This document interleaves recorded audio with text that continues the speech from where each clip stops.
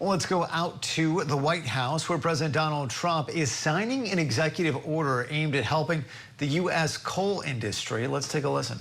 I'm very honored to be doing this. The countries went to beautiful, clean coal, and they've stayed there for many years, like China. China's opening 2 plants every week. Germany went green, very green. They went so green they almost went out of business. Germany was finished. They went to wind. The wind wasn't blowing too much. And they went to all sorts of other things. You know, the Green New Scam hit Germany too. And guess what? Now they're back to coal. They're opening up coal plants all over Germany. We're the ones that aren't doing it. I call it beautiful, clean coal. I told my people, never use the word coal unless you put beautiful, clean before it. Right, Doc? So we call it beautiful, clean coal. Beautiful, clean coal. So today, thank you. Today we're taking historic action to help American workers, miners, families, and consumers. We're ending Joe Biden's war on beautiful, clean coal once and for all. And it wasn't just Biden, it was Obama, and there were others. But we're doing the exact opposite. And all those plants that have been closed are going to be opened.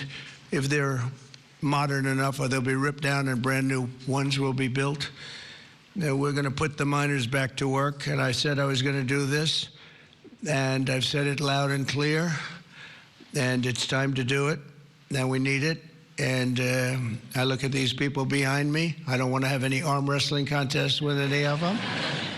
But they've had a little more practice with the lifting things, I will say. But they are great people, and I know them indirectly for a long. That includes you guys, for a long time. And they're great people, and with great families, and come from areas of the country that we love and we really respect. And I want to thank Secretary Doug Burgum for doing such an incredible job. From the day I met him, I knew I wanted to have him in my cabinet.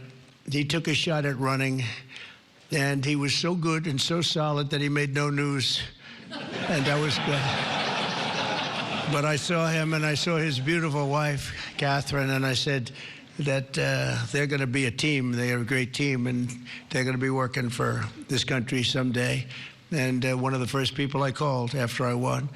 So thank you very much. And along with the Energy Secretary, Chris Wright, and I was going to make Doug actually the Energy Secretary. And he said, sir, you have one person who's much better than me at this, Chris Wright. I said, who the hell is Chris Wright? I have no idea who he is. And then I learned that he's the most respected person in the energy business by far, far and away. For Doug to say that Doug's got a big ego, it was very tough for him to say that. Catherine was there, right? Catherine, you said, wow, I've never heard that before. But Chris, you guys are fantastic. Stand up, all three of you, please stand up.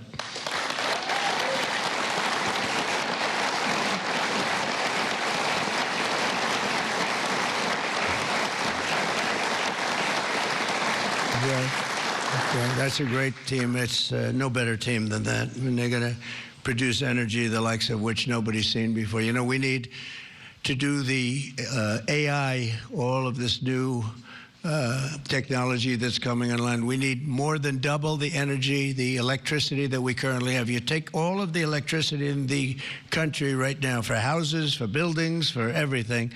We need to more than double it to be number one. We're now way ahead of everybody at AI. China's in second place, but way behind. And they're going to be producing a lot of energy and a lot of electricity for this. And so are we, and we're going to get approvals very fast. And I would say the man that's almost comparable to you in terms of the importance to this, maybe he's even more comparable, I hate to tell you, a guy named Lee Zeldin, who's a friend of mine for a long time. He was a great...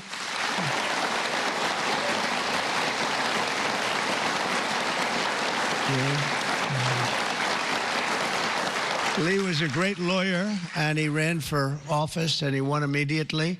I gave him a very important endorsement. He won for Congress in an area that was unwinnable. He couldn't have, they were all saying, why is he wasting his time? That's Democrat territory. And I liked Lee and knew Lee. and he ended up winning a seat in a massive upset. Nobody knew what happened, actually, and then he was there for a long time. How many years were you there? 8 years. Was very popular, and then he almost ran. He almost won the governorship of New York, which is lost by a few points, which was an amazing run. And I said, we got to get you in with us in some form, and we did. And he's head of the environmental agency, EPA, and doing a great job. And I said, if we have a nuclear power plant, Lee, can you get it approved in less than a month? He said, what? He said, I'll do it faster.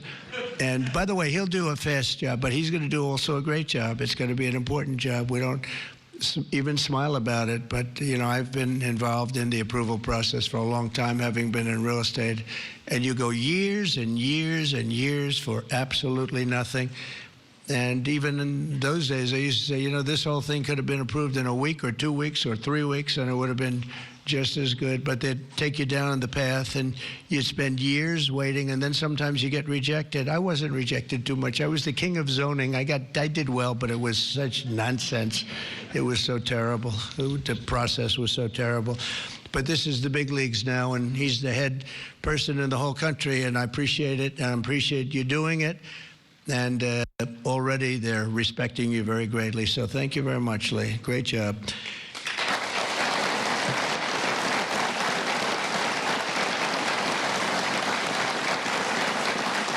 So we have a lot of senators and congressmen and women, and I'm going to just introduce the ones that I see here. Because you know, it's always a problem when I do this, because I leave 1 or 2 out, and that's the end. I never get their vote again. I never get their vote. It takes years to recover, but we'll give it a shot, because Senator John Barrasso, who's my friend and a great gentleman. Thank you very much, John, for being here. Thank you, John. Cynthia Lummis, fantastic woman who believes like I do, and she believes like I do in these people, right? She believes in them maybe even more than I do. That's pretty good from day one. Thank you, Cynthia. You're doing a fantastic job. Kevin Kramer, my friend. Where is Kevin? Because Kevin, I think he was here, because he had a problem, and I just will pay my respects. He wanted to be here so badly, but he had a difficult problem that he's working through, and we all love Kevin. John Hoven. John, thank you very much. Thank you very much. Steve Daines. Thank you, Steve.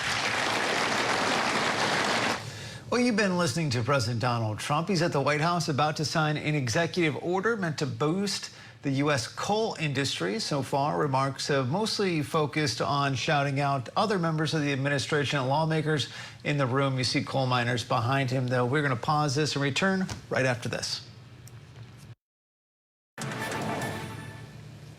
All right, let's go back out to the White House, where you see the president about to sign an executive order aimed at helping the U.S. coal industry, but tariffs also top of mind today.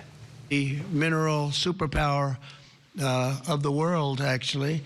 In addition, I'm instructing the Department of Justice to identify and fight every single unconstitutional state or local regulation that's putting our coal miners out of business. And we are withdrawing all of those objections from our government today. It's all being withdrawn. So all of you people that have been fighting for your lives, we are withdrawing all of that today. We have excellent lawyers, excellent. Have you noticed that lots of law firms have been signing up with Trump? $100 million, another $100 million for damages that they've done. But they give you $100 million, and then they announce that, but we have done nothing wrong. And I agree, they've done nothing wrong. But what the hell? They give me a lot of money considering they've done nothing wrong. And we'll use some of those people, some of those great firms. They are great firms, too. They just had a bad moment. But we're going to use some of those firms to work with you on your leasing and your other things. And they'll do a great job. I think they're going to do a fantastic job. And for those of you that want to know the tariffs, you've been hearing about tariffs, we're taking in almost $2 billion a day in tariffs. $2 billion a day. And we're doing very well.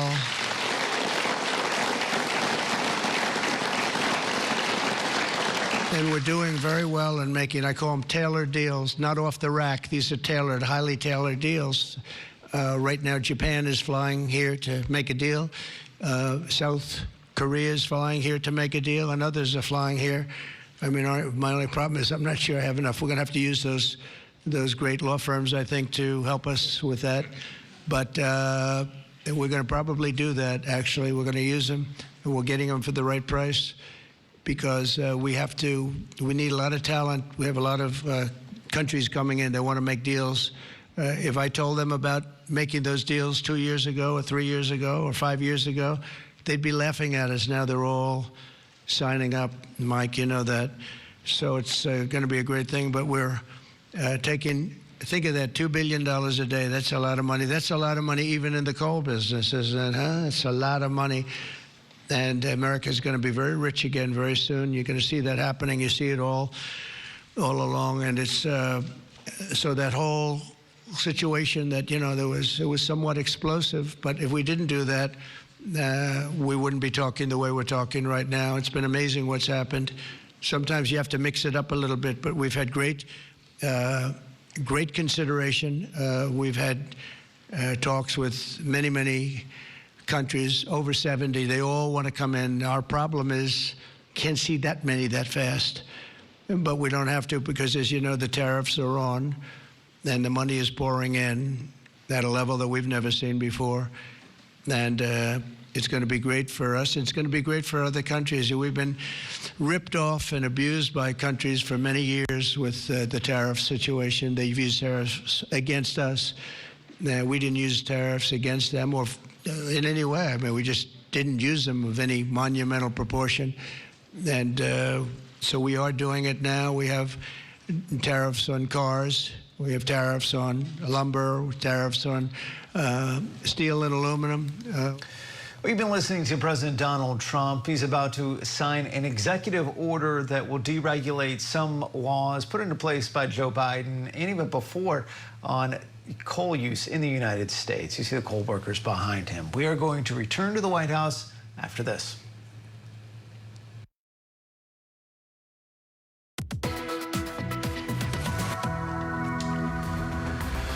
A growing death toll in the Dominican Republic after a tragic scene at a nightclub. I'm Andrew Rafferty in Washington, and this is On the Scene. At least 44 people have died as a result of a roof collapse at a nightclub. Another 160 people were injured as well. The collapse happened early this morning while merengue artist Ruby Perez was performing on stage. It's not clear what caused the roof of the Jet Set nightclub to collapse. But right now, crews continue to search for potential survivors underneath the rubble. And we are on the scene at the White House this hour. It's where President Donald Trump is signing an executive order aimed at helping the United States coal industry. But tariffs also have come up during his remarks. Let's take a listen. Probably heard I released billions of gallons of water going in from upstate California, from the most northern parts of California. Probably comes in from Canada to a certain extent. Thank you very much, Canada. We appreciate it. And I released it. It was being sent out to the Pacific Ocean. I've been working on Gavin and some of the politicians for years, and they didn't want to do that because they were protecting a smelt, a fish that was perhaps in trouble, but it's not unique to that area. And because of that, you had numbers, you had fires. Nobody's ever seen anything like what happened. Think of what it would have been like if you had fire hydrants that had water in them, if you had sprinkler systems in houses, a lot of these luxury houses where they had beautiful sprinkler systems, there was no water. They had no water to put out the fires. Water is very good for putting out fires, you know, they just didn't learn it. But we now have millions of gallons, billions actually, they say, of gallons of water pouring into California from the Pacific Northwest, I guess they would say, mostly Pacific Northwest, but other parts of the northern sections of California and beyond. And it's a beautiful thing to see. I saw a picture of it this morning. The water's just flowing down there. I said, why didn't they do this? I told them to do it my first term. I said, do it. And I don't know. I think the second term is just more powerful. They do it when I say do it, they do it, right? And we actually had to do some pretty strong things to get them to open it up. They had, think of this, they had all that water pouring out right into the Pacific. They had a big valve, like a giant valve as big as this room, and they turned the valve. Takes 1 day to turn it, and they face it toward the Pacific Ocean, and the water, all that was coming down, all millions and millions of gallons coming down, they put it into the Pacific Ocean, which for the Pacific Ocean is like a drop of water. But for California, it would have been unbelievable. So we did it. I'm very proud of the fact that we did it. We did that against a lot of heat and a lot of environmental nonsense. From now on, we'll ensure that our nation's critically needed coal plants, as an example, remain online and fully operational. They're always going to be operational. And again, we're going to have guarantees that government cannot close them down, close you down, and destroy your lives. To that end, I'm also instructing Secretary Wright to save the Choi coal plant in Arizona, big plant, which has been slated for destruction. We're going to keep those coal miners on the job. Going to tell them to just remain calm, because we're going to have that plant opening and burning the clean coal, beautiful clean coal, in a very short period of time. You know all about that, right?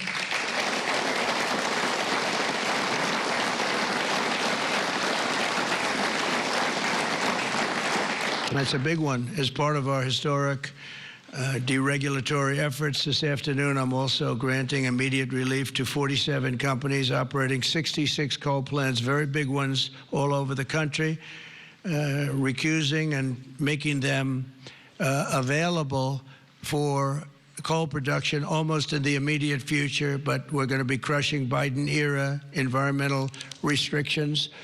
These are restrictions that made it impossible to do anything having to do, frankly, with energy, even beyond coal. It's really beyond even coal. We have clean air, we have clean water, and now we have clean coal. And at the same time, we're going to do other things and with other forms of technology and also energy, like our country has never really seen before and never been known to do before, because of all sorts of restrictions having to do with the Green New Scam, which, by the way, was devised by somebody that never even studied. You know that? They never even studied anything to do with the environment. It's a young congresswoman. She came up with the idea. And based on that, I guess we only have, well, actually, we should have all been gone, because they gave us only a few years left on Earth, right? Right, Greg? We were going to be gone. We're all going to be gone. The environment now, what they have to worry about is the nuclear heat. They don't have to worry about environmental heat. They have to worry about nuclear heat. And if we're smart, we're working on that right now with others having to do with Iran and some other countries. But that's the heat you're going to have to worry about. You don't have to worry about the air is getting warmer. The ocean will rise 1/4 of an inch within the next 500 to 600 years, giving you a little bit more waterfront property. They say this is going to, these guys can handle that. The nuclear we have a bigger problem with, right? So we're going to make sure that that's safe. We're going to make sure that that's safe. With us today are some of the amazing workers who will benefit from these policies, the policies that we're doing and so proud of doing, including Jeff Crow, a miner from West Virginia. Jeff, would you come up and say a few words? Jeff, come on up here, Jeff. Thank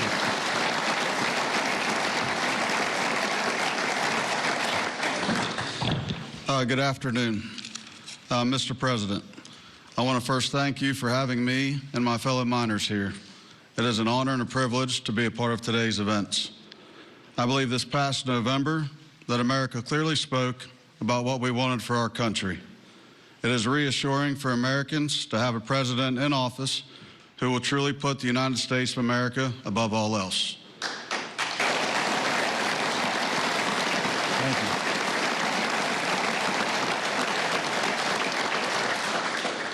With putting America first, you have spoken numerous times about energy independence. I believe most don't understand the importance of that. Coal is one of the major factors in energy independence and accounts for a large portion of America's energy. Coal is one of the most reliable and cheapest forms of electricity. For too long, coal has been a dirty word that most are afraid to speak about. Most of those that would speak negatively about coal do so from an uneducated standpoint. Many are unaware of the engineering and technology that are used in today's mining to create a clean, energy-efficient product. All of this is done while using the safest practices in the industry. Speaking for West Virginia, coal provides approximately 50,000 jobs for those that work in the mines and the businesses that support them. It also accounts for over 50% of West Virginia's export product. To name a few, we employ engineers, teachers, physical therapists, accountants, truck drivers, high school and college graduates. All of these occupations and graduates have turned to the coal industry to provide a better way of life for them and their families. Everyone in our industry works long hours and days to provide a reliable energy product, and too many times it goes unnoticed. I've personally worked in the industry for 23 years. I choose to do this daily to provide my wife and children with the life that they deserve. Prior administrations have done all they could to eliminate the coal industry. Sorry, one second, I'm getting there. In my opinion, they have done so with an unethical and uneducated approach. But we are still strong, we are still here, and we are still needed in order to make America great again.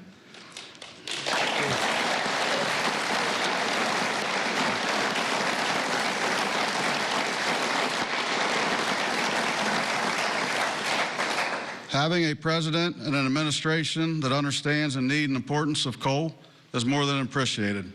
It gives the industry a form of reassurance to know that we have a president in place that supports us.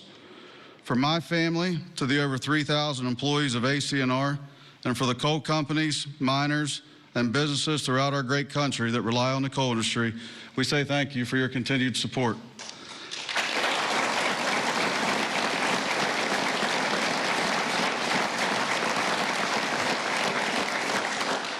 I personally thank you for what you do for our country and for our industry. It has been my pleasure to be here today to help you usher in the golden age of America. That's good. Thank you. Thank you. Thank you. Appreciate that. Thank you. Thank you. Thanks, sir. Thank you.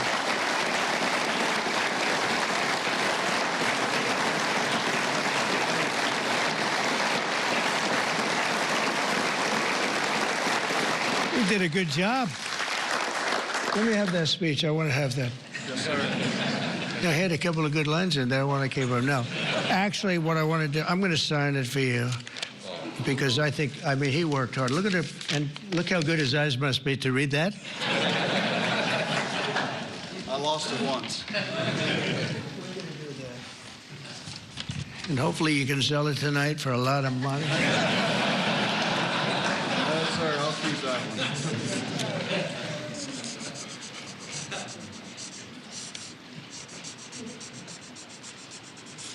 That's great. Thank you very much.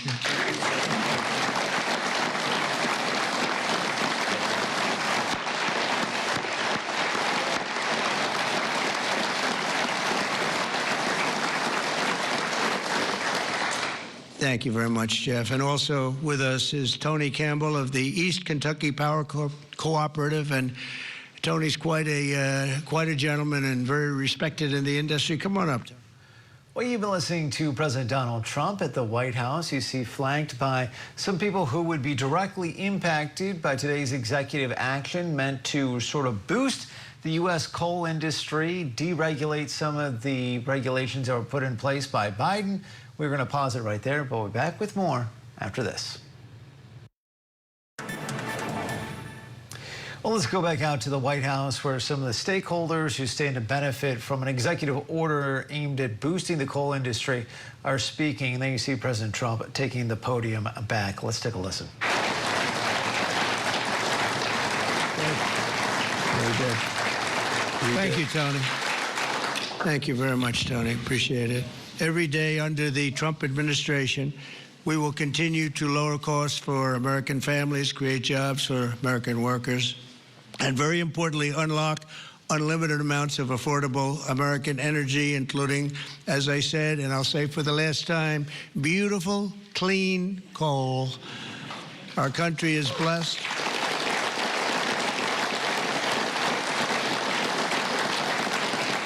Our country is blessed with the most abundant natural resources on earth, as nobody has what we have.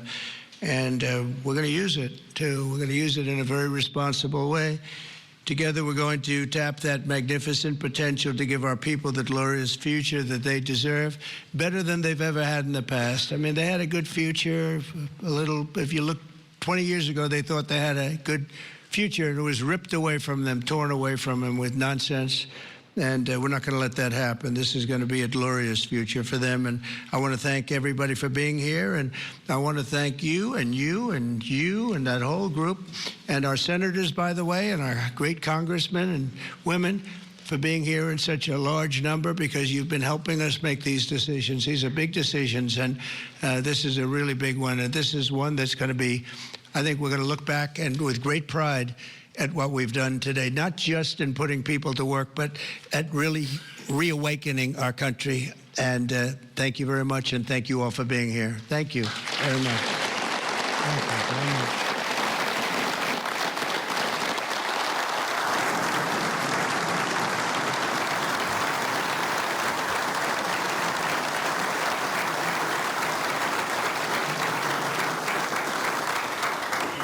Come on up. Mr. President? Yes, who's first one? We have 4 items prepared for your signature this afternoon, sir. The first of these executive orders it may be one of the most significant executive orders of your administration thus far. This directs all departments and agencies of the federal government to end all discriminatory policies against the coal industry. This ends the leasing moratorium that prevents new coal projects on federal land, and it's going to accelerate all permitting and funding for new coal projects to allow the coal industry to flourish under your leadership, sir. That's great. Thank you.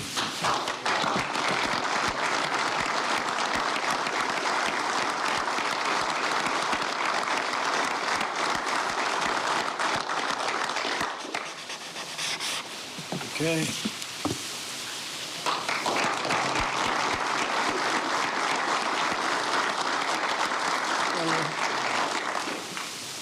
Sir, there are currently dozens of coal plants in America that are in imminent danger of being forced to close based on unscientific and unrealistic policies enacted by the Biden administration. What we're going to do is essentially impose a moratorium on those policies taking effect to protect coal plants that are currently operating, to ensure that they're able to continue producing power and continue providing jobs to Americans in the coal industry. Great. Thank you very much.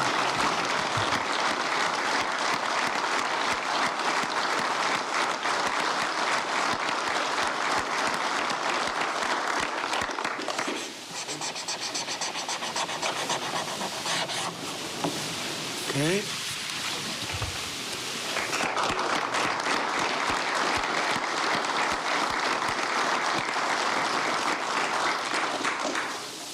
Sir, you've made grid reliability and security a key focus of this administration. This executive order is going to promote grid security and reliability by ensuring, in part, that our grid policies are focused on secure and effective energy production and energy transmission, as opposed to woke policies that discriminate against secure sources of power like coal and other fossil fuels.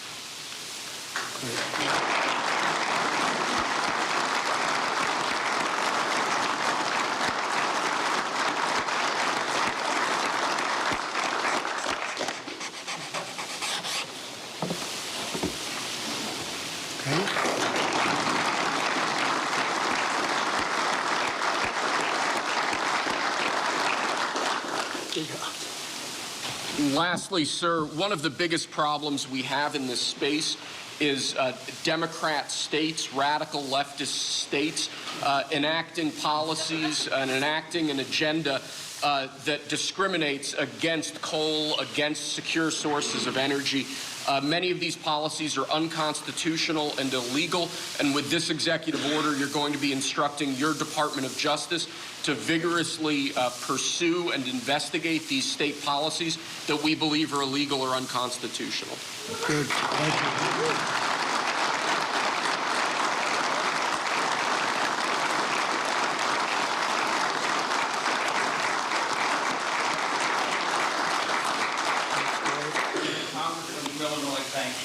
Thank you very much. Great job. He went to Harvard when Harvard was good. It was a while ago.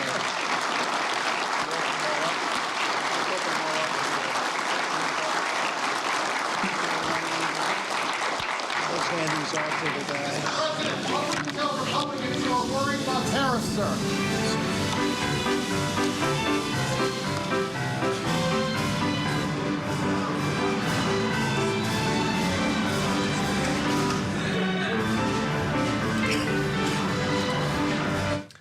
All right, well, that was President Donald Trump at the White House this afternoon, flanked by many in the coal industry, including coal miners. You can see behind him, he just signed executive orders aimed at ending what they called discrimination against the coal industry. Also joining him were Secretaries of the Interior, Energy, and the EPA.